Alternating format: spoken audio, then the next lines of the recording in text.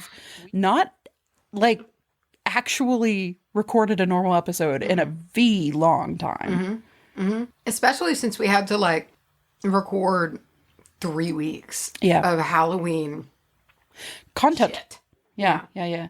So much Halloween stuff. And then we did the silly sode to kind of Come down. It's the come down to episode. level.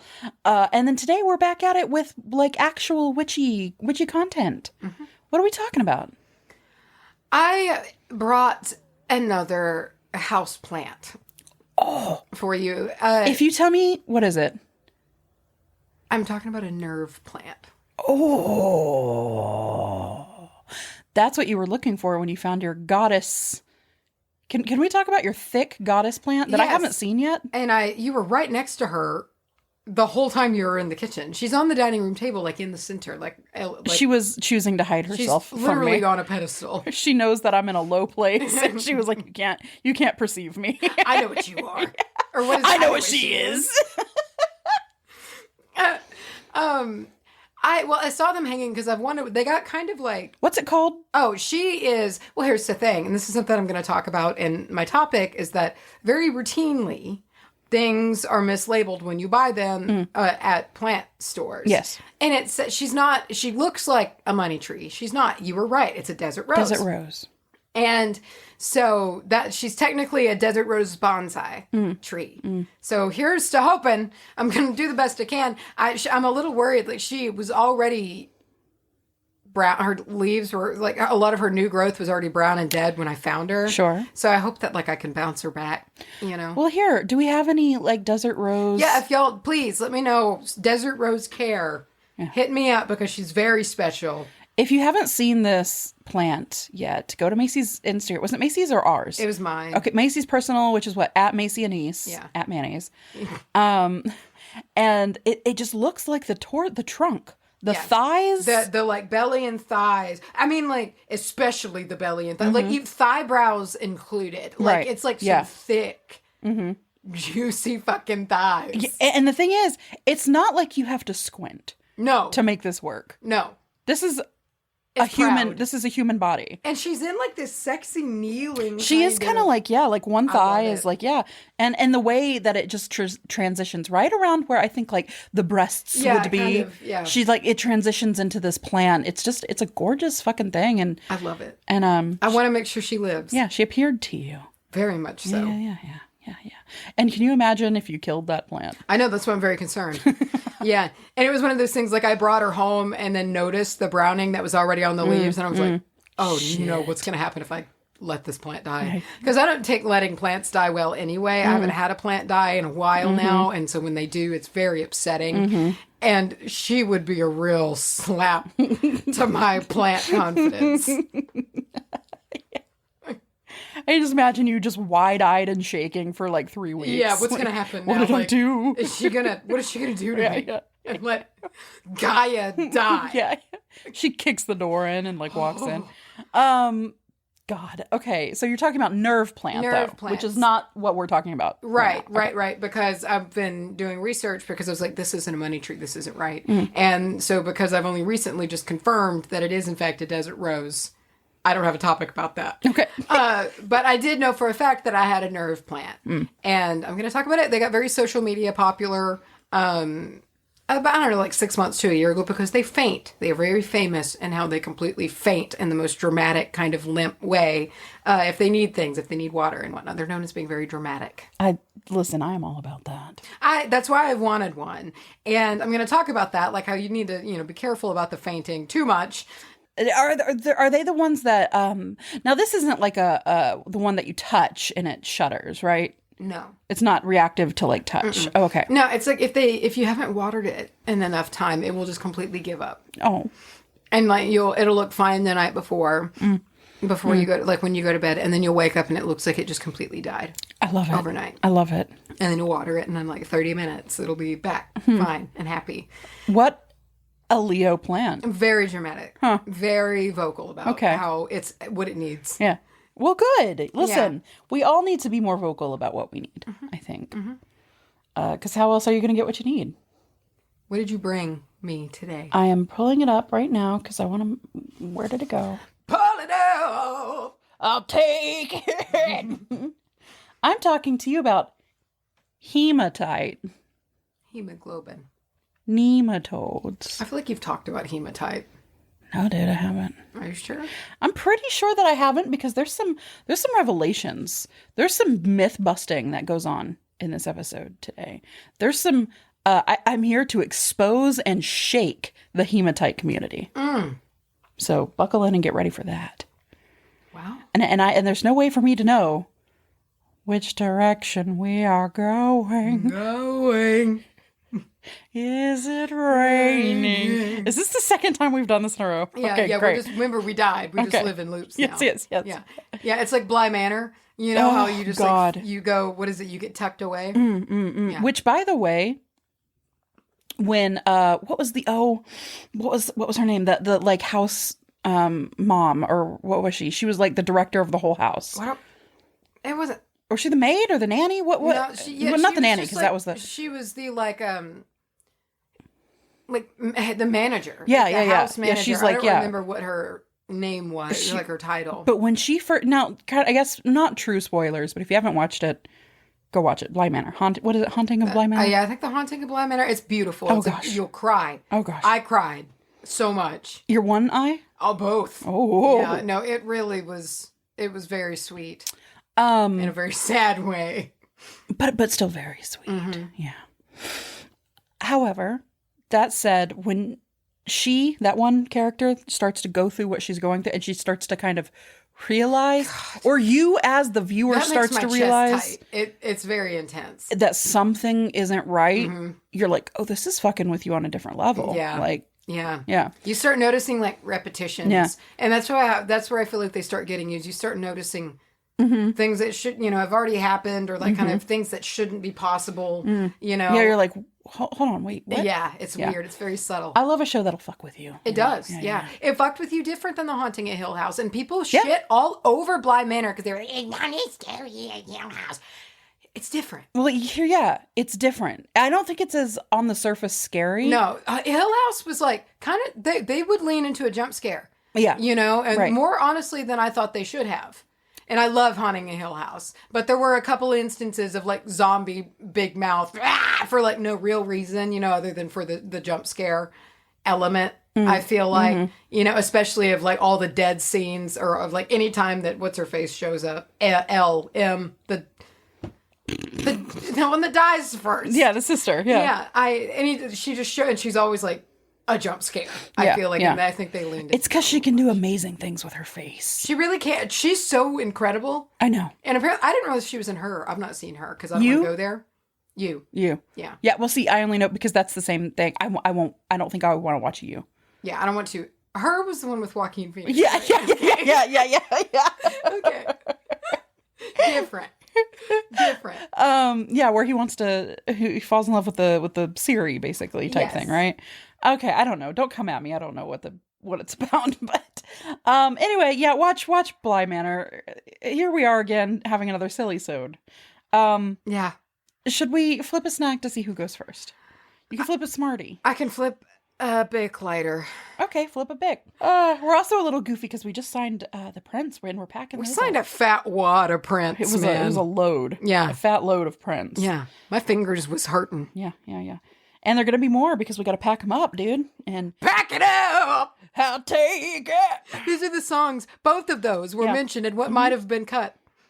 You know what? And again, we are living in loops. I'm telling you, I think we did die a while ago, maybe. Kind of like that show, Bly Manor. Let's talk about that. Dude, I'm really starting to freak out, actually, a little bit. All right, let's move on. Flip a Bic. Let's see who goes first. Let's get out of this. Okay. What do you want? I'll take the side that's up right now. Hot Mermaid. Hot Mermaid. Okay. No. You go first. I do go first. I think it was Phoenix that on the Marco group, she bought another pack of those and she was like, I have to buy these every time I see them. The Hot Mermaid? The Hot Mermaid. Awesome. Yeah. That's great. Speaking of Hot Mermaid lighters, I got my mom. Do you remember way back? You might remember this because you were present for some of it. Do you remember the Snoop Dogg lighter? Yes. You did. I found another Snoop Dogg lighter. Damn it. At Walmart. And I got it for my mom. And I got another one for my dad that just says doggy style on it. Dude!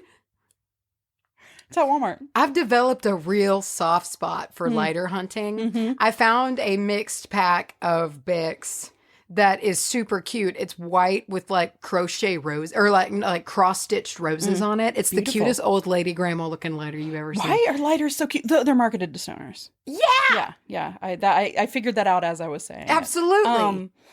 I miss my Dollar Tree WWE wrestling lighter hunt that I used to get to go on. And I can't find those anymore. And I really wish they would come back because I would get the badge of John Cena. I had a John Cena. I remember you had, I feel like for 5 years, you had a John Cena lighter. Oh, yeah. Like for a long Too time. long. Much too long. It was black, I feel like, with his body on it. Yeah, his body was on it. I had some of the divas whose names I don't know because they're not focused on.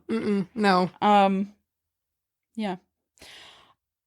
Tell me about the nerve plant. Oh yeah, in case the first audio had to get cut, I'm talking about nerve plants and Charlie's talking about hematite, which I still think you've talked about before, but I'm not going to press into that because we've already talked about that and I'm not going to slip into another loop of conversation. What if we do? Like that movie, like that show, Bly Manor. Oh my God.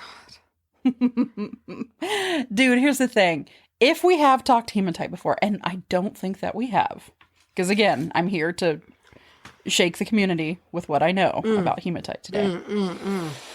Then we'll just do that thing we said we'll always do.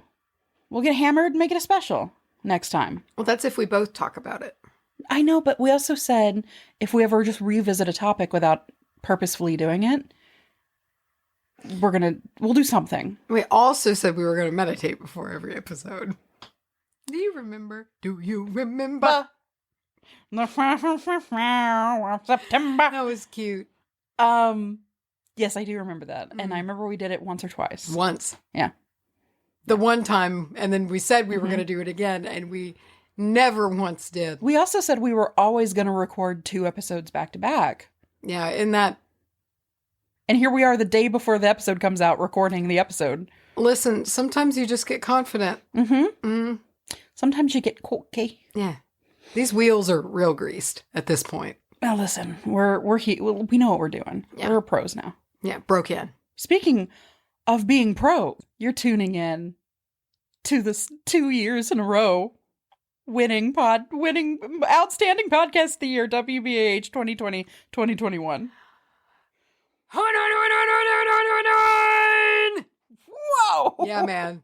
We did it. We did it. Y'all did it. Yeah, we did nothing. We did nothing. We didn't even nominate ourselves. Y'all nominated us. We sat here and won. You guys, when I found out I had my panties blown off of my body. I didn't know what you were going to say about your panties. I had my panties in a wad.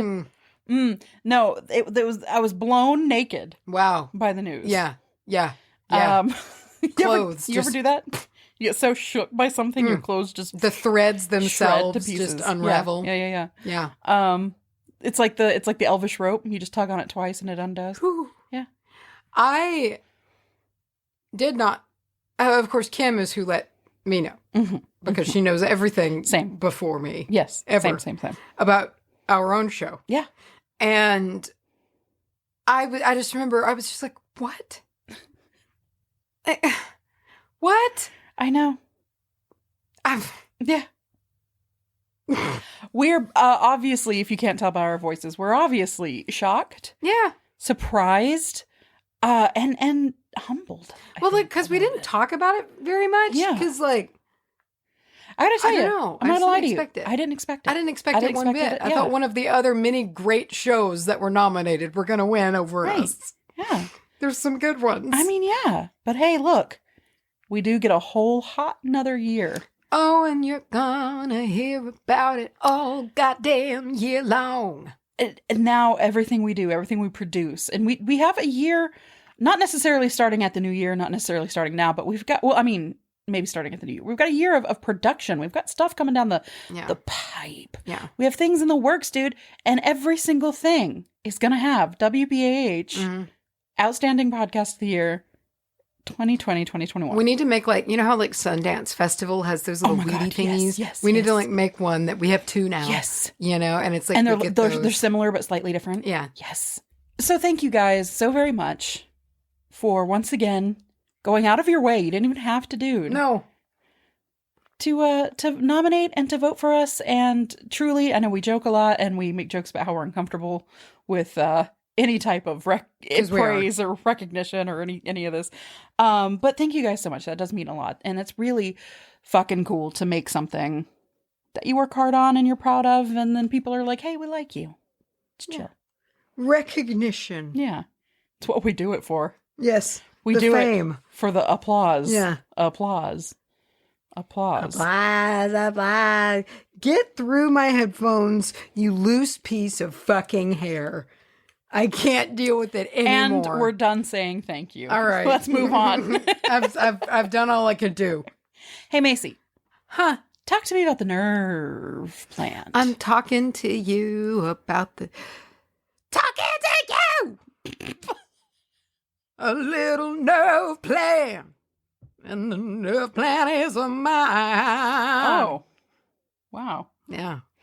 So this is my new plant that I've got. I'm very excited about it. I named it, it's Frilly. Frilly. Frilly is the plant. Cute. My nerve plant. Adorable. And so the other day, and it's like, here's the thing. I know I can't leave Lowe's without a plant. Mm-hmm. I know it. Halloween plants are 50% off at Home Depot. I can't get any more. I'm running out of room. Just letting you know. And so I was like, I got to get paint because I'm like so balls deep into the mural right now. It's almost done. It's so close to being done after too many years. And I remember being like, I'm going to start it and it's going to take like 3 weeks. And it's not. It didn't take 3 weeks. Smash cut 3 years later. It is still not done. And you paint so many octopus suckers before you think you might actually have your consciousness crumble around you. And I was like, but I got to get the blue paint to kind of patch it up around the edges where brush strokes have come, and all that shit. So I was like, Mom, I rode with Mom. I was like, you want to come with me? She was like, yeah, let's go to Lowe's, So I got my paint. And then she just started like wandering over because I was like, no, I'm not going to go to the plant section. We're about to have to bring all my giant fucking plants inside that are all huge for the winter. I don't have the room. But like wandered over to the plants, And then I saw the nerve plant. I was like, shit, I got to get it. Did you know what it was when you saw it? Okay. Yeah, I've been wanting one. I've had like my eye out for one. And these looked really good. They looked really healthy. And I was like, that's the ticket, And so I grabbed it. And at this point in my hand, I was holding the tiniest. It was like a little 2-inch pot, little succulent. Oh. Which I don't like succulents. Oh. I struggle with succulents. But somebody had left it out. It was like in the middle of nowhere, out in the outside section. In the parking lot? Like pretty much. And it like belonged inside in like the little, like the indoor section area. So I like had it in my hand because I was going to take it back home. And I was like, right, I'll just pick you up. And I took it back inside. But then like I was attached to it at this point because the succulent's like an inch tall. It's the tiniest thing. I was like, fuck. And so I grabbed this nerve plant and then I set the succulent inside of it. And they kind of cohabitate really well. Cute. Yeah, so they live together. Adorable. Yeah. Oh, they got married. Yeah, they live together, and it's really sweet, and I really appreciate it. And then I looked down and then saw the desert rose that looks like the woman, and I was like, fuck. So I got 3 plants. And that's why Macy can't walk into the plants. That's why I can't walk into the plant section. It's a real problem. So you might have seen... I don't remember exactly how long ago it was, like a year ago, maybe. I don't know. It was 6 months, a year ago. It was kind of like a viral, like trendy thing. Nerve plants became a bit popular. Like I saw like a lot of like little videos going around about how they would faint and be very dramatic. Yeah. And that was when they first came on my radar because I like plants that do that. That's why I like my peace lily. Like I don't like to let it dry out. I check the soil and whatnot, but every now and again, shit just gets busy. And it's nice, unlike succulents, to have a plant that doesn't look completely alive until you touch it and it just poofs into dust. Yeah. I don't really love that. Succulents will look 100% healthy or dead. Melted. Yeah. There's no in between. I don't like that. I need communication. I need something. And so I was like, well, that'd be kind of fun. Like I could take care of a plant like that. I've had a succulent that I just kind of poked the leaf of and it just kind of fell over and it was like, I rotted a long time ago. Yeah. No, that's exactly right. Like, because I tried them out. They were like the first, because you always hear like succulents are easy. Right. I so disagree. I disagree so deeply. Well, it's especially hard if you are somebody who wants to tend and care for your plants. Yes. Because they want to be left alone a lot of the time. Yeah. But they just give you nothing. Like other plants, you'll see spots, or they'll droop a little, or they'll get like maybe brown edges. And every now and again, some succulents will do that. You'll get like the weird, but it's like at that point, too fucking late. It's gonna melt. You're gonna walk out in the morning and it's going to be flat and melted and brown. I've given you grow lights and mineral supplements. What do you want from me, blood? Oh. So I've given you potash. That's like 2 episodes. Well, no, I guess it was the bonus episode we were talking about that. We need to really watch. We need to really watch this. He's soon. here with us again. I am comforted by that. Little old Rick. Little Rick. Little Moran. Little Ricky. Ricky? Sure as hell ain't taking the Durango. Oh, I need you to know I can't hear the word Durango anymore without thinking about that. I'm glad that it's not just me. So something that is like on the fainting. So it's dramatic in the way that like, because like sometimes I'll walk out and my peace lily, it will just be a little droopy, and I'm like, okay, I'm gonna water you today, But the thing was like the nerve plant is that like you'll go to bed and it's like bushy and loud and like, ooh, I feel so good, and then you're gonna go to sleep and you wake up and it looks like it like got radiation blasted or something overnight. I feel so good. and so that's kind of the drama that you're dealing with. Sorry, I was looking up what Rick Moranis looks like now. He looks the same but smaller and older. Yep. Cutie pie. So let's talk about it. Let's talk about this plant. And I can get into the scientific information. Oh. Yeah, the business, not just my story of looking at it, picking it up, and purchasing it in a very drawn out manner. So it is in the Photonia genus, which is a very small genus. It's a teeny tiny genus of 2 species. Oh. Which I only saw one other place that said between 2 and 4 species. And I was like, so 3? So we don't know. What? It was really weird. But it is a rainforest plant. It is native to the rainforest, tropical rainforest areas. Dude. I couldn't. I'm glad I stopped myself because you wouldn't have known what I was doing. But I was going to replicate thunder noises because that was the first thing I thought about. But I like stopped because you're not going to know what I'm doing. What a niche reference. I know. So, tropical rainforests in South America, mainly Peru. So that's what they're into. It's a tiny genus. There's 2, and these 2 are Photonia albivinus, which is what I have. And then there's Photonia gigantea, which is not what I have. Okay, but I'm assuming it's big. I'm guessing it's a little bigger. Yeah. Gigantea. You'd think. What if it is the succulent, the tiny succulent? It's the little nubbin succulent. Yeah, cute. Giganteus. Oh. So there's other names for it. The mosaic plant. Cute. And the painted net plant. Huh. So these names come from how it looks. The leaves are I have the white or silver variety. There's also a pink variety. Whoa. But the leaves are oval in shape and green. And the veins of the leaves, there's a lot of them for one, but they're very contrasted. So it's like they are bright white. Oh. And it's its nerves. So that's where it gets its name, the nerve plant. I thought it was going to be because they're very soft. Oh, but and when I hear nerve plant, I think it's the ones that you touch and they like shy away from your touch. Yeah. No, it's just because they have it looks like a nerve, like nervous system. Looks like you've ripped a nerve system out of a body. Yeah. Okay. So I was just like, metal. there it goes.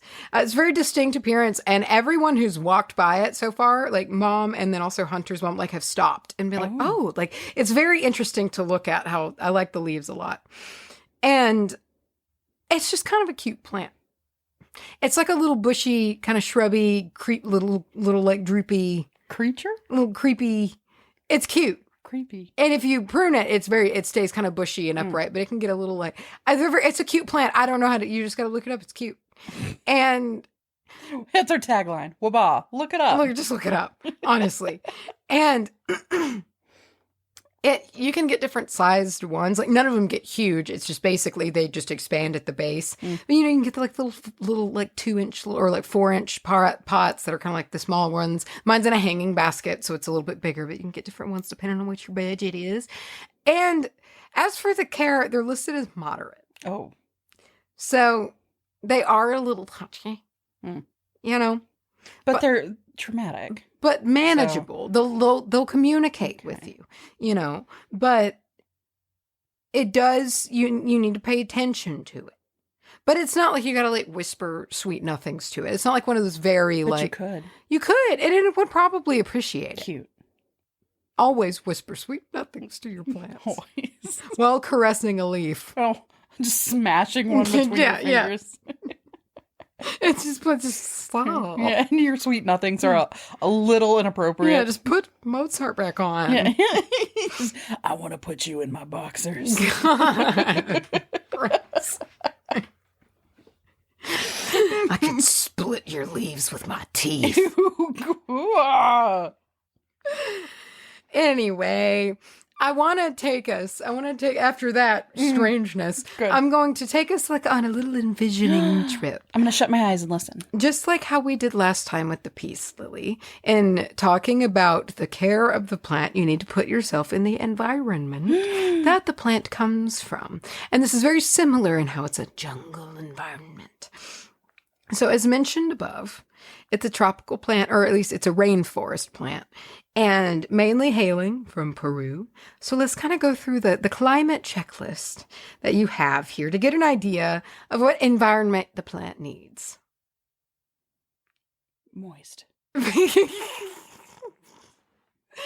That was so much better after the contemplative face you've had for about 45 seconds. I was envisioning even with a finger up, like you had something very important. Moist. But you're right. Okay.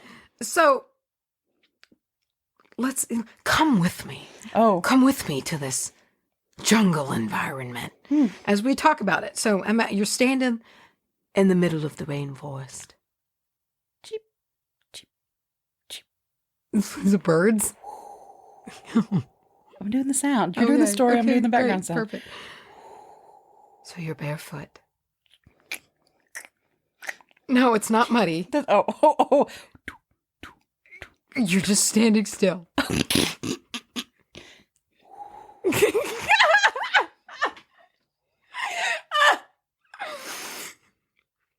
You're in the jungle. Listen, your feet are in the ground. Okay, you're standing in this jungle. Put yourself there. Imagine it. Under the canopy. The air is pretty still because, again, you're surrounded by thick vegetation, multiple layers of trees, thick coverage everywhere. Yes. It's the leaves. It sounds just like them. And from this, and we can kind of look around and gather what the plant needs. First of all, this is a very high humidity environment. You're not getting much sunlight. You're getting a tremendous amount of moisture and like expiration from all of these plants. Gross. And expiration? Respiration? Listen, there's suffocation. They're shooting out water into the atmosphere. And it's very damp, but the sun's not really coming through, and there's not much of a breeze again because you're like locked in the woods. So it likes it humid because this little plant grows on the ground. It is the bottom of the jungle floor. So does it not need a lot of light? No, it doesn't. Oh. See, there you go. See? You're putting it together. Yeah, you just, it really works. Thanks, Rocco. Yeah. And This means, though, too, if something likes humidity, it will appreciate typically regular mistings. That's something that you can do to help, especially in the winter months. I feel like when it's just drier and the heat is on in your house a lot and it dries things out, really be sure to keep your plants misted because it helps replicate that humid environment that makes them nice and happy because it's what they get on the jungle floor. So then to touch on your point, the light. So again, the jungle floor. Up above you are these massive rainforest trees, and they're full of howler monkeys and shit doing their like "Wah!" scream. And so it's loud and crazy. And you look up and there's trees, and it's kind of dark. It's not dark, but it's mottled. You know, the light that you get is very indirect because under the big top trees, you're going to have different, just like you do in regular forest, different levels of trees and all of these different things. And it's just very thick. So when you get to the ground, it's not sunny. And at most you might get like beams of light that come through for just periods at a time, but mottled and not direct. So that's what your plant is going to want. So you don't want to put it in the, like, a full sunspot in your window, like in a windowsill that gets 4 hours of direct sunlight a day. It will burn it. It'll burn the plant, and she'll be real upset. Oh. Okay, she's delicate. Oh. Remember, this is a moderate care plant, which to me, mostly it just means they can't handle as much. You know, you just want to be a little more careful with them. Oh, also, so you can put it in windows, like that's okay. So that's like, but as long as it's indirect. So as long as the windowsill, which most of my windows are like this, I don't really get direct light in the house. It's a very dark house. And so like I have it up in a window, but another thing that's important to remember, which leads us into temperature. Oh. So it is sticky and it is warm because it is a rainforest. Right. In the Amazon jungle. Yes. That's what it wants. That's what it likes. That's what it needs. And so, because of this, you don't want to put it in a drafty area that gets a lot of breezes. You don't want to put it in like... Your bathroom. What? The bathroom's not a bad place, actually, because you get the regular humidity that comes from the shower. And it's kind of dim. Yeah. No, that's where I'm going to keep it in the wintertime because right now it's going to be because like because another thing too with the temperature they don't know what cold is. Oh, you know it doesn't get cold really below 60 degrees Fahrenheit is about when they start really suffering from the cold. So you don't want to like hang it on a window that touches the glass in the wintertime because that's too cold. It will really upset the plant. You don't want to do that. It can damage the plant. So yeah, like I'm going to put mine in my bathroom and like by kind of like, cause that doesn't get direct light really this time of year either. And it'll be perfect. And she'll love it. Beautiful. And I can't wait.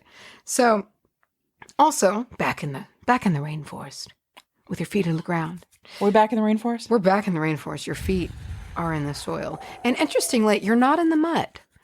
Instead, it's just moist. It's moist soil, but it's not wet. It's not over damp. Okay. Because it's well-draining soil. Even though it rains regularly, I mean, in this location, 100 inches or so on average a year. It rains a tremendous amount. It's well-draining soil. Is that why they call it the rainforest? Yes. Cool. It sure is. And something about this soil, though, which is always kind of counterintuitive when you think about rainforest soil, is that it is not very nutrient rich. It's somewhat barren soil, which is like the aggravating thing about so much of it being deforested for agriculture is that it's shit soil, which is another reason why once the forest is gone, it's hard to get it back because they're a closed system. Right. And so this forest... The plants, which do need regular nutrients, are getting it from the creatures that live within the forest. And pretty much as soon as something makes, whether it just like makes waste or dies and decomposes, the nutrients are drawn up immediately because the soil doesn't have any. And so that's just kind of how they work. And that's like, that was something that I didn't always understand when they were like a rainforest. You can't just put a rainforest back. It's like the soil you have to have the bubble to make it all work. But that said, the soil, it drains. It's not like a soupy wetland kind of situation. It doesn't ever have standing water. So it doesn't want that. It needs a moist soil. You want to make sure that it doesn't dry out in periods of time, and it will droop and let you know, but you don't want to let it do it too often.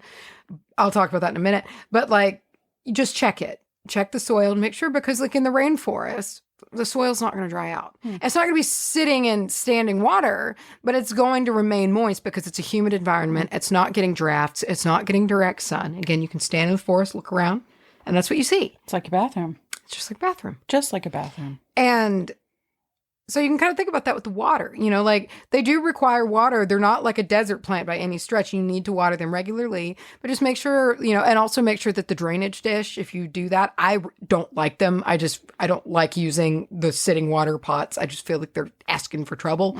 But if you use them, make sure that it's emptied out. They don't want wet feet like that permanently. They want to be able to drain. Who wants wet feet? I don't want wet feet. Get that trench foot. Yeah, it's not good. You get the shrivels. Oh, shrivels.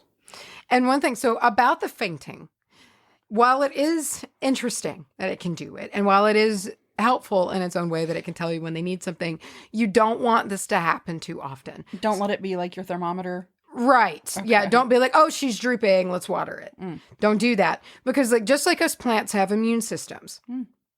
And every time this happens, it just kind of weakens the plant's immune system. It weakens the overall just like constitution of the plant, which when you do that, it makes them more prone to diseases and pests, things like that, which is always really interesting to think about. But it's the same way like in a garden. If you keep your plants healthy, more than likely, you're not going to have to worry as much about pests because they don't go for the healthy plants. They go for the sickly plants. It's somewhat of a short window of them drooping. You can wait too long and you can kill it. So it's just like, really, it's a last resort thing. Like, it's cute, but like, don't rely on it. And I transferred from Los Angeles. Your school has no gymnastics team. This is a last resort. What is that? What is that? What is that? What is that? What is that? Mm-hmm. What is that? Mm-hmm. What is that? Mm-hmm. Oh, shit. Mm-hmm. I don't what is that? Eliza Dushko. And bring it down. Yeah. Wow. Yeah, it really flowed through me. It did. Channeled almost. Yeah. I haven't thought about that in 26 years. Oh. I need to drink some water. Again, in talking about the soil, remember that it's not super rich, and this is a plant that requires, the soil. It takes what it gets when it can get it. And you can kind of think about that too in like periods of fertilization. So not fertilizing the plant, but it does need, you do want to fertilize it. Otherwise it'll just run out of food, like you got to fertilize your plants. But from what once a month, I saw one place that said once every other week, and I've never had to do that. I've never had to fertilize my plants that often. I think 3 weeks is the most often I've ever done it.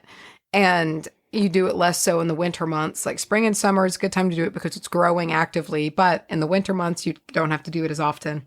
But you fertilize it. Okay. And so you can there's different houseplant fertilizers and whatnot. I like to try to find the natural ones because there's some fertilizers that are just full of some shit. But now I can use the aquaponics water, which is lit. It works so good. Another thing about them, so they do bloom a little bit. They're not very impressive blooms. They kind of look like henbit, which is what it is, a little wildflower that grows around here. A lot of people just pinch them off because they're not really that pretty, and they just like kind of pull away from overall like the energy, So I pulled mine off. And it just kind of focuses those energies back into the leaves. You don't have to though. It's not going to like hurt anything if you don't do that. But like mine, they were just kind of like little meh yellow flowers that I barely could find them. So I just went ahead and pulled them off. And it is kind of a like a trailing plant, kind of a little creeper kind of plant. So if you want it to have the bushy appearance, you can prune it into that shape. Cute. Using either sharp shears or I have pretty long fingernails. And I trim plants like that a lot. It's very quick. Like I'll just push my thumb and like finger and other, and it clips it perfect. I've done it. Just works well. So you can just kind of like pinch it off and like do it that way. Whatever works. Yeah. And don't overdo it. Don't shock the plant to death. But like if you're kind of going for a shape, you can. Like if a little tendril one is getting too long, you can clip it off. And shock the plant. What is that? Shock the monkey? Yeah. I was spank the monkey. Oh, God. So that's nerve plant care in a nutshell.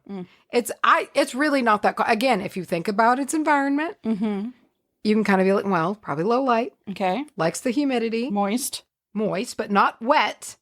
Not wet. And, periodic fertilizing. It's like MAP, not WAP. Moist. Yeah. Yeah. Yeah. Yeah. Moist ass plant. Yeah. Okay. It's a map. So one thing I wanted to touch on, and this is something that I've noticed repeatedly, and I think this like contributes to a lot of people thinking that they have like, they can't care for plants very well, or that they're not plant people. I feel like at least half the time I get a plant, the little care tag instructions are not correct. They're not right. And that's something I want to touch on, is that like when you get a plant, look into how to care for it. Do not trust those tags. Again, my desert rose, which requires different care from a money tree, said it was a money tree. And it wasn't a mislabeling. That's what it was sold as. Like, just look into that. And that's something I just wanted to touch on because it drives me up the wall. It makes me sad for the plants. Yeah. That like, that's just what they're getting stuck as, and like, just kind of look at the name and make sure that it's right. Like if you look it up and it's like, is that the plant you got? Sometimes you don't know. Like just try to figure it out, learn its care. Figure it out. It takes just a second. And I guarantee you, if you start doing that, you will start having plants live better because the care instructions are just fucking wrong all the time. Who writes these? So as someone who worked in corporate America, I guarantee you, again, they probably have like 12 different templates and they just group them if they're all close enough together because it saves money on doing that instead of having to have the graphic artist change a bunch of individual tags because that takes creative hours that they don't want to bill out.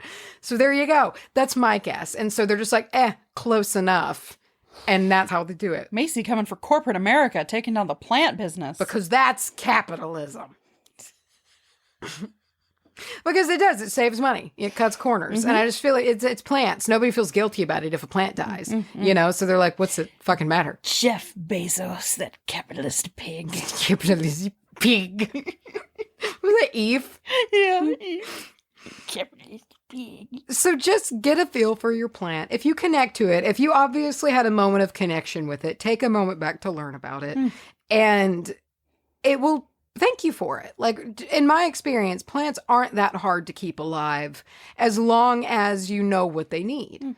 And I don't remember the last time that I relied on a tag and it was right. And I want to press that. And I think you'll like it. I think it will help you keep your plants alive a little bit better. I feel like you're doing the voice I want to do for Victoria Love Sweat. Oh, yeah. Just kind of keep the bottom lip a little curled up when you say the words that come out of your mouth. Gross. It hurts. It's very painful to do. It hurts my jaw and my whole face. My jaw. It does. All right. But yeah, anyway, that's it. That's the nerve plant. I feel like that was rambly, but I'm in a very rambly mood today. So what can we learn from the nerve plant? That it's okay to be dramatic? It's okay to be dramatic, but you don't need to be dramatic too often or you'll die. Okay, yeah. And that's the takeaway. There you go.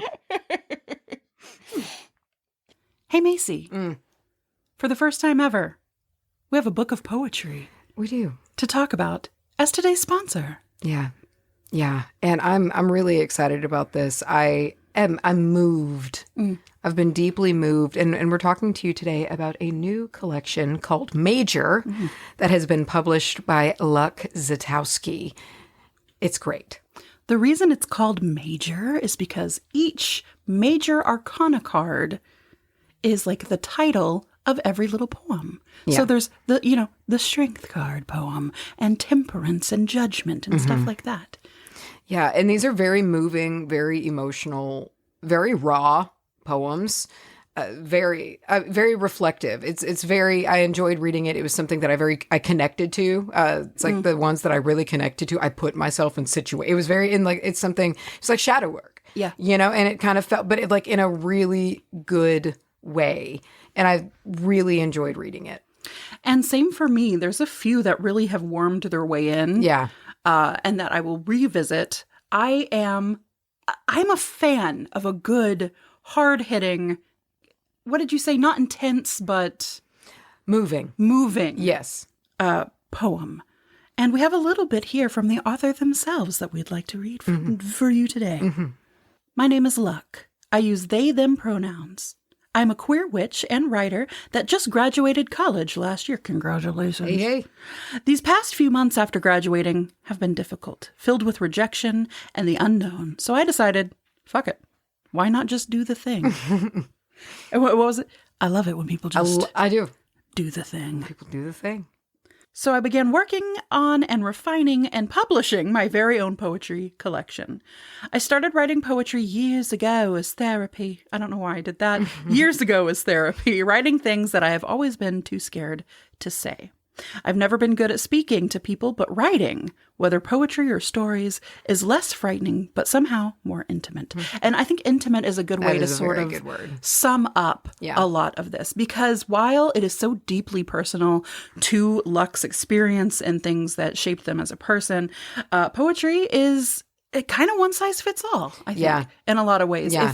If you have been through anything in your life ever, and we all have, then you're going to find something to kind of relate it to. Yeah. I was really able to find myself in all of these. Yeah.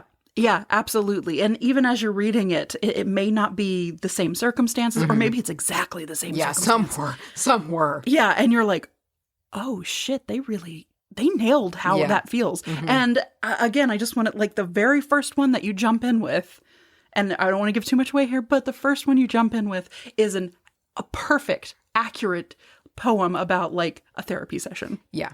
And like kind of the fear and like the I don't belong here and the like weird imposter syndrome. It was very interesting to read. It was kind of it was very tense. Yeah. It was, and it starts right out of the gate. Yeah. And you're like, oh shit. And I love that because it's it really grabs you by the horns, and it's like, this is gonna be about stuff that you think too. Yes. And in that way, a lot of people have been through a lot of things this past couple of, I guess, 2 years now. Yes, we're 2 years. Yes. Oh Lord. And it is exactly. I just want to kind of reiterate what you said. Shadow work is a big word, I think, for a lot of these. Yeah, and Major essentially is about important experiences that Luck has had over the past 4 or more years. These are very, again, reflective, very raw poems. There's trigger warnings put up at the top of the work that lays out what goes into it. For instance, like some of the things that Luck said, just struggles on anxiety, depression, gender identity, things like that. Like it, and even more so, it's very open. And as well as just trying to heal and rediscover things like that. And they used each of the major arcana to tell the story.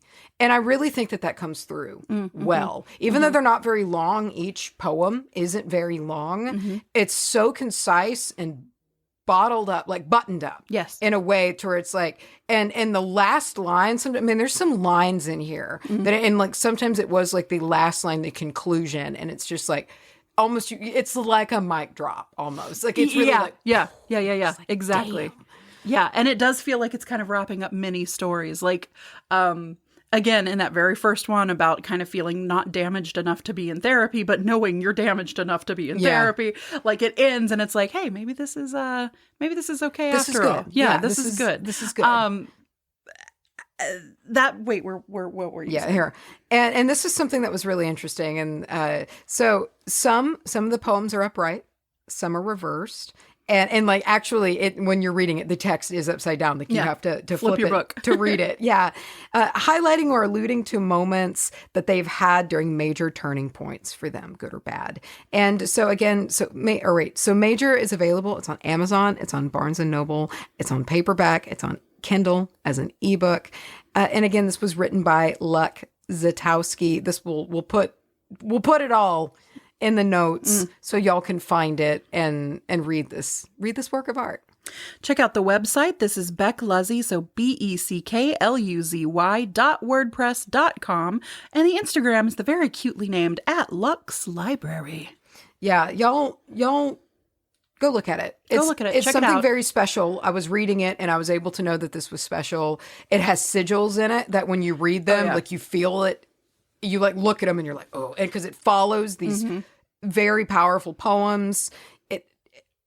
It's a fascinating thing. Yes. It really is. And kind of speaking again to the art of the book, these sigils that were made that you can feel the power in, especially kind of having seen the sigil and then reading the story behind it. There's all this raw emotion that goes into it's intention, dude. Like I think there is so much power in words. Yeah. And like little poems like this with the sigils, Yeah. like based on the fucking arcana. This is just pure witchcraft. It's magic. It's magic. And maybe, maybe it's a little shadow work sometimes, but dude, like that's what you gotta, you need it. You have to do it. You need it. We all need to do it. I love this concept of, and I'm not sure if this was how the book was written, so I'm not speaking to that, but I love the concept of maybe taking like the major arcana and being like, okay, the tower. What was a tower moment in my life? And kind of, creating something around that. Putting that kind of in, like using it as a lens. I feel like, like putting my own tower moment through this work. And one thing I want to say is like, not all of these poems are like, oh gosh, like there's they're very beautiful light ones as well. And I think that they're done in such a way to where it's like it's a journey. It's up and down, and you never are in the same emotion or place for too long. Yeah. And I think that's great. And that's one of the I think it was maybe the Lovers, the poem called The Lovers. I think that I read, and it that one has really stuck with me because it was just very eloquently put together, this feeling, and you'll know when you read the stories, but it's cool to see. Well, it's just like they said it comes with the major turning points, good or bad. Good or bad. So it's kind of cool to have that and not have a book that's like all butterflies and not have a book that's like all doom and gloom. All sadness. But it's like life. It's life. It's life. It's, 50-50. You got 50-50 shot. And it's what you get. And y'all check it out. Give it a look. Give it a read. Give it a sniff. Yeah. Yeah. Touch it. Lick it. Taste it. Dream it. Smell it. Do it. Yeah. Be it. Be it. All of the information, website, all of that stuff down in the description. And again, that Instagram is cute, and I can't stop saying it's Luck's Library. Hematite. Which always makes me think nematode. Nematode. I swear we've talked about hematite. Well, you stop me if any of this sounds familiar. So about it, listen. It is Aquarius. Huh. It's the stone of Aquarius. Oh. And Aries. The planet it associates us with is Mars. And it is also associated with Earth/fire. Okay. This is majorly root chakra tied. This is big grounding energy. One of the heavy hitters for grounding, truthfully. And I feel like we forget about that because, a lot of dark stones are tied to that grounding energy, tied to the root, like your smoky quartz, your obsidian. But we don't really tend to think of hematite this way because it's got that shine to it. It's got that luster. So I feel like that kind of separates it from that group that we usually think of like the dark, absorbent ones. But you can kind of think of it this way. It's dark, so it's sucking up all that bad shit. But the shininess, that's the polish on the armor. Because this is also a very protective stone. Okay? Grounding and protecting. Wow. It comes in black, to like silvery kind of color. It also can come in brown to like reddish brown, bloody, like a bloody color. Okay. So it's a super-de-duper hard stone. Super-de-duper. But it's also super-de-duper brittle. Okay. So be careful with your hematite. I'm trying to decide when I want to drop this bomb on you. I'm ready. I'm sitting in anticipation for you to rock my world. I think I'm going to hold on to it for a little bit. So, hematite. Hematite! Hematite!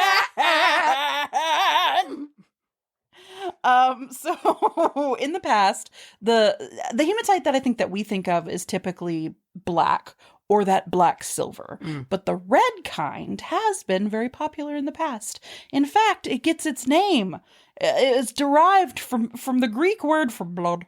In fact, this is an oldie. People have been drawn to this for a long time. Okay, particularly the red kind, because they would use it as dyes. There are like you crunch it up. Oh yeah, you make it crunchy. You could you dye fabrics and shit with it. But it was also popular as like a writing utensil. Like an ink. Yeah, or like cave paintings, I guess. Oh, okay. They have found many of the sometimes they're depicted as having like kind of a brownish red color. Yeah, was it like red ochre kind of? Yeah. It can come from this hematite that people used. Huh. And listen to me. I'm listening. It's been found in graves from like 80,000 years ago. It's old. It's old, dude. Wow. People put it in their graves. They used it as they'd powder it up. Snort it? Here it does say it was possibly used for social purposes, so I don't really know what that means. Put it up your butt. Put it up your butt.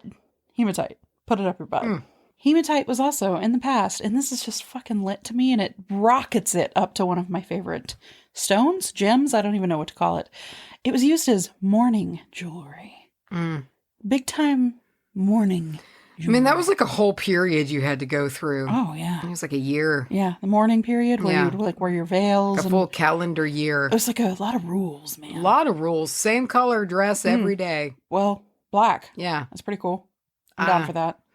I wouldn't be. It would bum me out after a while, I think. Yeah. Get sweet depression. I mean, they're pretty dresses, like, but I would want to wear, like, I don't know, any other color. Yellow. Yeah. Bright yellow. Yeah, green. I don't know. Something fun. All of that cool stuff aside. And if you're not aware of what I'm talking about when I say hematite, when you go into your metaphysical shop and you see the bucket of different stones that they have, the ones that you always pick up and play with because they're magnetic, the silvery reflective ones, and they just look like little cat turds that stick together. You can pop them and stuff. That's usually sold as hematite. That is not hematite. Oh? That's my bomb. What is it? Listen. It's hematine. Oh. Which is a synthetic material. They're lies!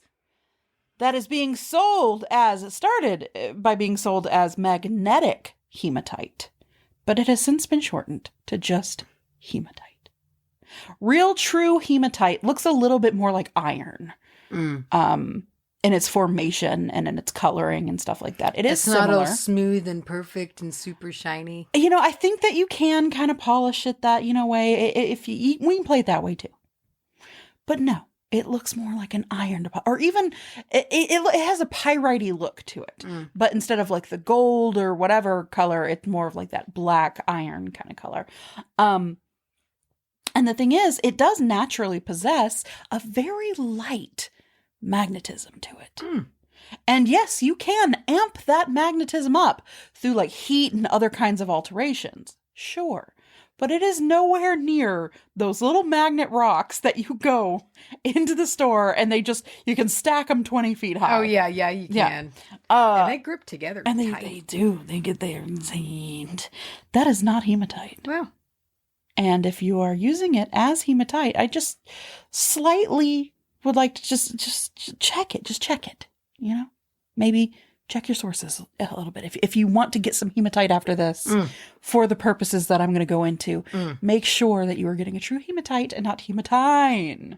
And this is one of those things. It's kind of like, you know how we said that some moonstone was dyed turquoise and then called and sold as turquoise? It's one of those things that's been happening for so long, and it's such just a normal phrase to be like, oh, that's hematite, that I don't think stores are like trying to get one over on you. I don't think it's like that. I think it's just we have kind of just accepted it. Well, it's like the satin spar thing. I was just going to say, the same satin spar selenite issue. So you're using your hematite for your witchcraft purposes. This is not a stone that likes water, okay? When you go to cleanse it, don't use water. It doesn't enjoy water. Use moonlight, use smoke, use other crystals. And it can get blocked pretty easily. This is not like, what was it, obsidian that's just like an endless black hole? Just like, it's just like, suck and suck. It'll suck and suck and suck and suck. Slurp, slurp, slurping it up. This isn't like this. This will hit, this will get to a limit. So keep it clean. Keep it refreshed. And in the mundane sense, this has everything to do with the blood, which I did not see coming. But it is so tied to blood. So blood disorders, blood diseases, even things like heavy periods or clotting disorders, stuff like that. It has been traditionally used in that sense. You hear that? Traditionally used. I'm not suggesting that you do that for your blood clotting disorder, or like, see a doctor, please. But if you are having a heavy period, or you want to, use it in conjunction with, I'm sure. Now I'm thinking like using those magnetic ones, and it just sucks the iron out of the blood.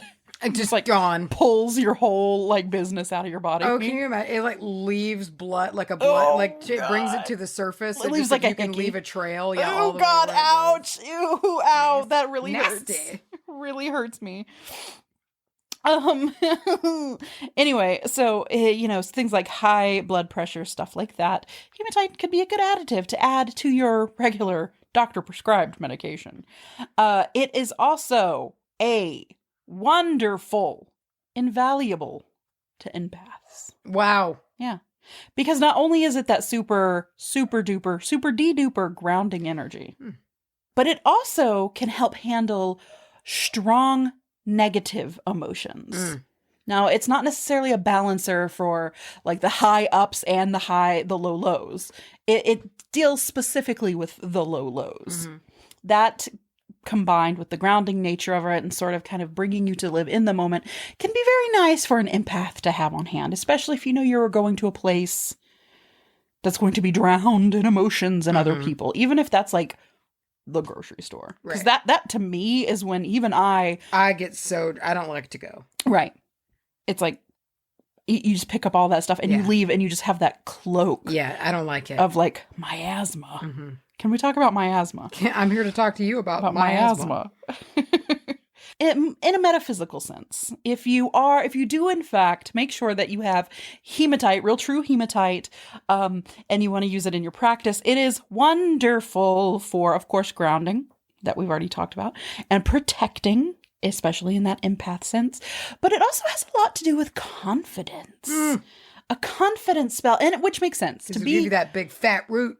Give you that big fat root. You want a piece of this big fat root, baby? Piece of this greasy root. Ew, gross. Why is it greasy? Tap root. No. Yeah, it gives you a good thick tap root. Yes, just straight out of your butthole down to the ground. Down through the earth. Yes, to the center. Very grounding. And whatever deity is hanging out there in the middle of the earth, they just see your tap root coming through and they're like, oh. Lit. This metal. Tight. They just reach out and touch it. Yeah. In order to have great confidence, you do need a certain level of protection, whether this is just that protective shield of, I don't care what people think about me, which truly is a defense. It's a proactive defense. It's very effective. But you also do need to be grounded, because yes, you do. Without being grounded, confidence without being grounded is just arrogance. Oh, I've done it. Oh, yeah, faux show. Right. Yeah. So if if you are going to a situation where you want to be confident, but not aggressive, not dickish, not a fucking douche, get you some hematite, put it in your butt and have that comfortable confidence that comes from knowing what you're talking about and being like a cool dude, but you're not just walking into, like, that's my fear. I'm always kind of afraid when I need to like fake confidence, as someone who does need to fake confidence if I'm going to have any confidence. I'm worried like, oh fuck, what if I like come off too strong? See, I just assume I'm coming across as arrogant.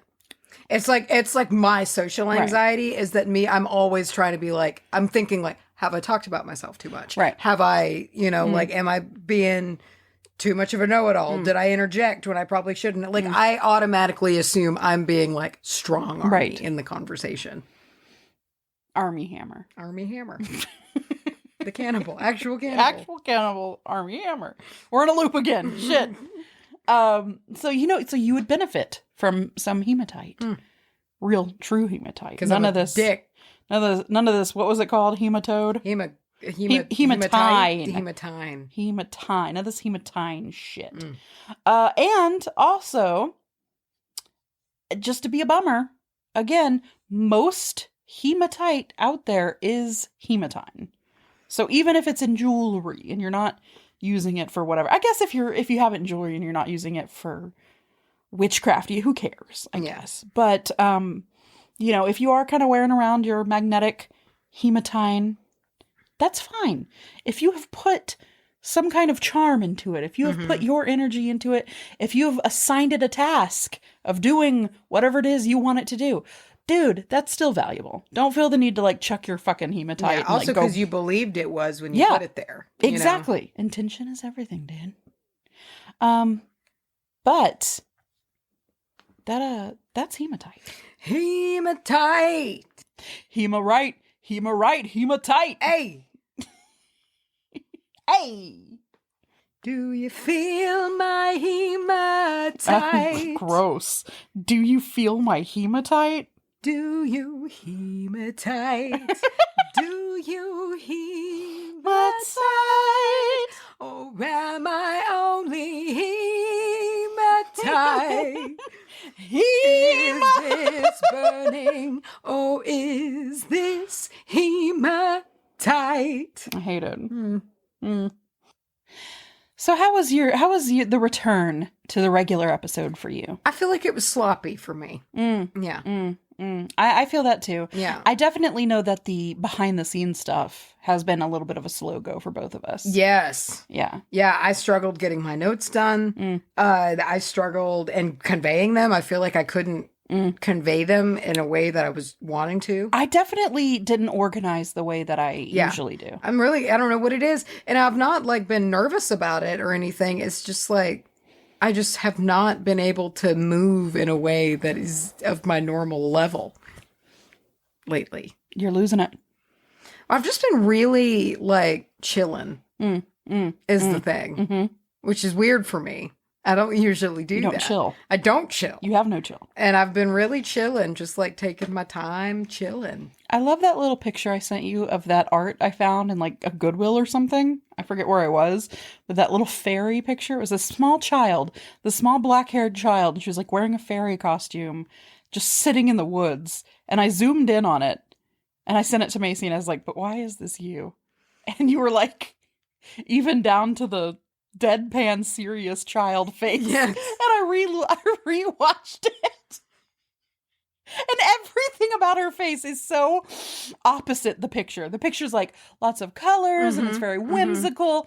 And you zoom in and the face is just like, it's the actual emoji of like the straight mouth. Yes. Yeah. Yeah. Yeah. Yeah. Also when I was editing the bonus episode, I just want to remind everyone who heard it and also let everyone know that in trying to describe Johnny Depp to me, you said he was that scruffy guy named Jack. I guess I was thinking Captain Jack. I guess you were. Yeah, which but I didn't realize at the time. Cracked but me up so that much. scruffy guy. Yeah, you were like Jack. Because we mentioned like people, because we were mentioning baby names. Like, like if we ever had hypothetical, it was the conversation of would we ever have hypothetical children? You got to become a patron to find out. Yeah. We we're talking about like names and whatnot, and I said like Jack, you know, because it's kind of like a mischievous name, you know. And so I got on, and you were like, yeah, Jack, like, you know, that guy. Like what guy? Well, like the scruffy guy, secret window guy. Secret window guy. Tell me that Scruffy and Jack aren't two words that describe Johnny Depp. No, not if I thought that Jack was their real name. Okay, great. It's very confusing. Well, okay. I have an announcement since we didn't put any announcements up front. If you're still around, you have nothing better to do. No, you don't. And since that's the case, I am returning to the Sims live stream. Fuck, dude. I've been waiting. Long awaited, I guess. So this Friday at 6:00 Central Time, Texas time, 6:00 this Friday, I will be jumping back in with another Sims live stream. We got to get caught up. I gotta see my baby because now your stream's gone and I never got to watch it because I didn't know they disappeared, which would have been really good to know. And I never got to see the fucking. Yeah, you never got to see it. Don't worry. The next one is going to be some weird alien baby, and you'll get to see that. Only if it doesn't upset Sasquatch, though, because we might be. I thought we were. I thought y'all might have ended up together. I don't know. We'll see. If we're in a committed relation, no alien babe. Well, no. Here's the thing. I totally forgot I married somebody. Didn't you marry Kristen? I married Kristen, and I don't know. Y'all have been rocky from the start. I don't know how that's going to work. She and you have, I think, some compatibility issues. Huh. Yeah. We're going to have... And you might have rushed into this marriage. The fact that I totally didn't even remember the marriage... is a little dismissive. It's a little sus. Yeah. Okay, so anyway, check that out, Friday, 6:00. And for those of you who don't here's the thing, I'm just going to roll, as a Luddite, I didn't have Twitch before any of this. It's very easy. I just downloaded the app, made an account, and found Charlye. So if you're worried about it being like what all the kids do, and it being complicated, it's really not as complicated as I thought it was going to be. You know what was complicated is figuring out how to fucking stream and how to make like the backgrounds and stuff. Yeah, I've seen you have to mess with that. Yes, yeah. And if you're expecting a true, sweet... fucking e-girl Twitch time. Smooth stream. Yeah. Don't get your It is a really fun time though. But it's a fun hysterical. Time. It is a good time. And let's see, we'll get caught up. Macy had a baby with Sasquatch, and we're doing a rags to riches, so we started with no money, and we'll just see how it goes. So I birthed a farmhand. You did, and we're gonna need more of those, dude. Yeah, I'm gonna use the hell out of him. Yeah. And for those of you who ordered prints, we signed those bad bitches today. We're about to go stick them in a box. Slip them in some slits. And I can't. That hurt me. I to say. Want and I hate it. To and evaporate. We're gonna put them in envelopes. Is what we're gonna do, and we're gonna get them out this week. They're gonna go out this week, so you should be seeing them in your mailboxes next week. They're beautiful. In your mail slits, as it were. In your slits. And listen, there's going to be 2 golden tickets and 2 envelopes. Check the back of your print. If you get a golden ticket, guess what? You get to talk to us. Yeah, congratulations. But seriously, it is a really good time. We have I don't know, they always seem to average about an hour-long conversation. Hour and a half, typically. Yeah, they go a really long time. We had our first Southerner. Our last one from Georgia. And it was really nice to feel like our accents came out a little bit. Yeah, I felt at home. And it was immediately, as Southerners do, cozy as could be. Oh, hell yeah. It was the conversation just started. And it was just it was 20 minutes and we were like, man, this is how and it ain't goes. Nobody know how to say goodbye on that phone call. No. We all just eventually kind of backed out of the room until it was done. Yeah, I hit leave eventually and I was like, okay. Okay. And it was great. So we really enjoy them. They're a lot of fun. So be on the lookout for that. Prints are coming, and be on the lookout. Come winter, it will be back again. The print presses. Guess what's back? Click on back. Back again. It'll be great. I don't know what Lyra's going to do, but it'll be great. Let's do something with hot cocoa. Hot cocoa. Hot cocoa. She's always up to something. Yeah. It's always exciting. It's always so much better than what we talk about. Yeah. We're like, let's do a white page and then we'll write wabah on it. Yeah. To know what Lyra does, all I told her about this last one was that I wanted a cornucopia. Yeah. And oh boy. And then she just built everything. So there you go. That's common.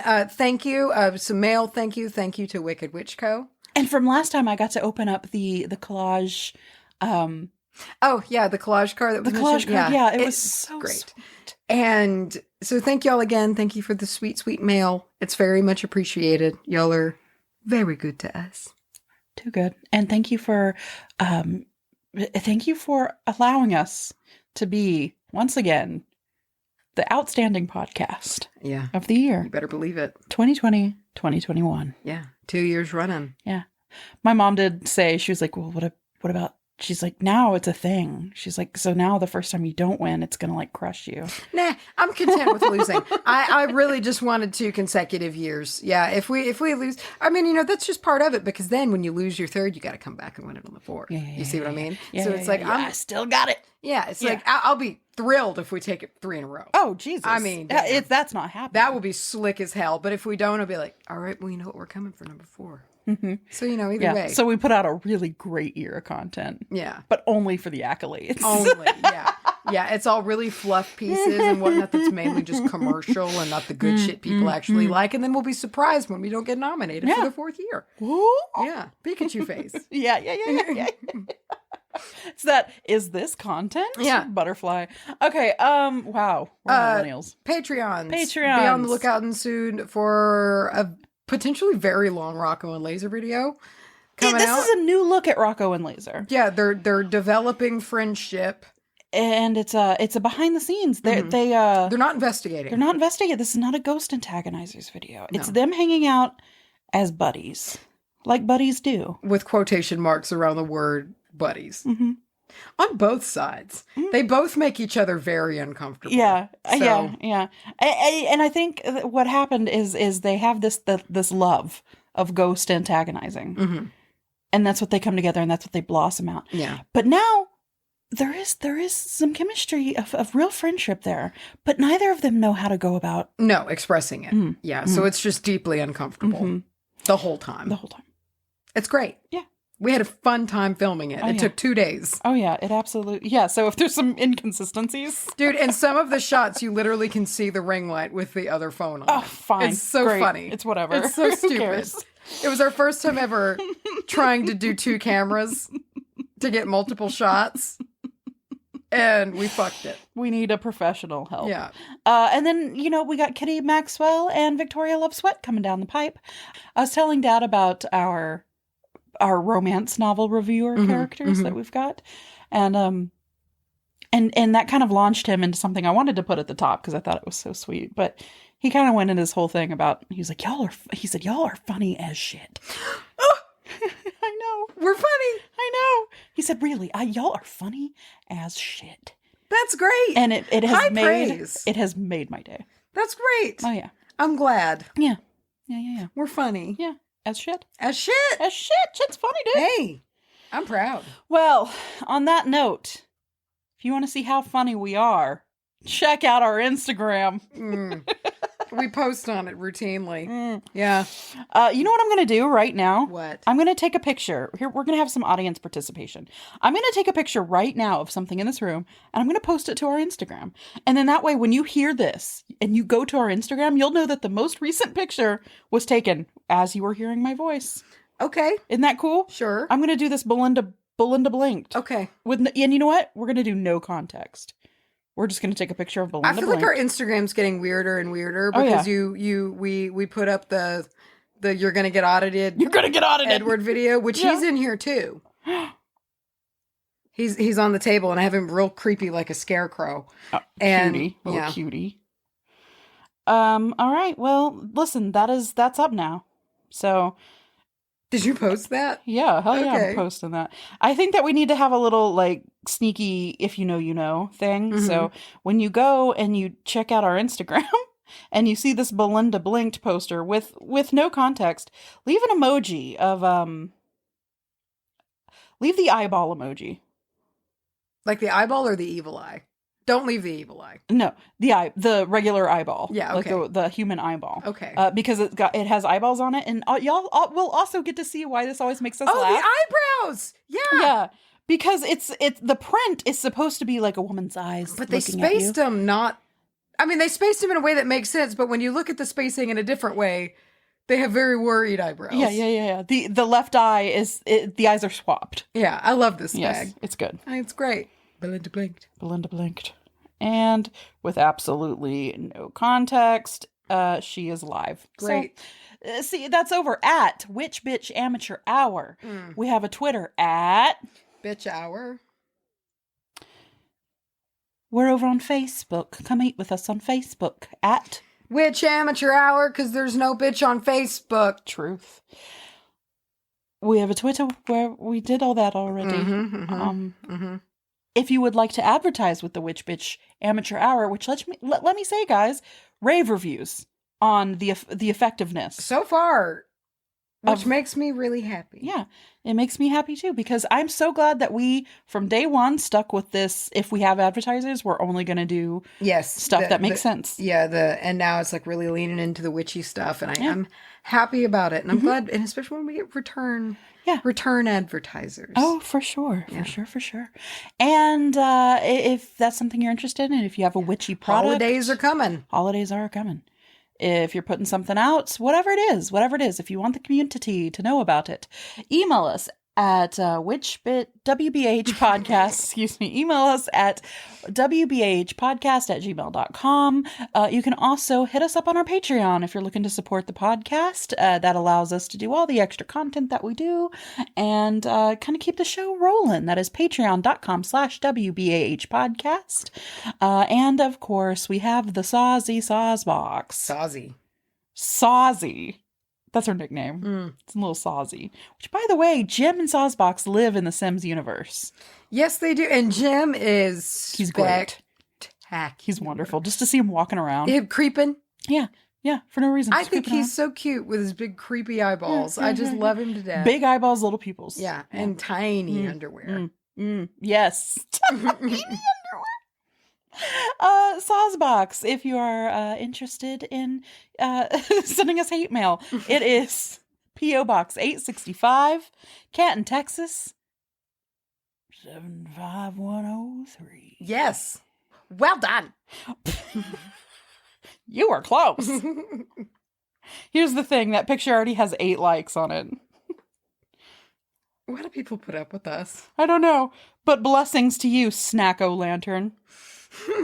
Sydney Wheatman, Celine of Sydney, Lame Mountain Child, Paige like Nicole, Taylor Louise.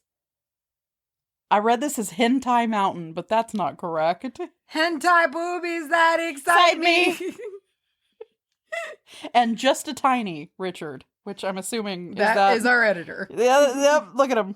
I'm going to follow him back. Just a Tiny Richard. And his thing says Liv Moss.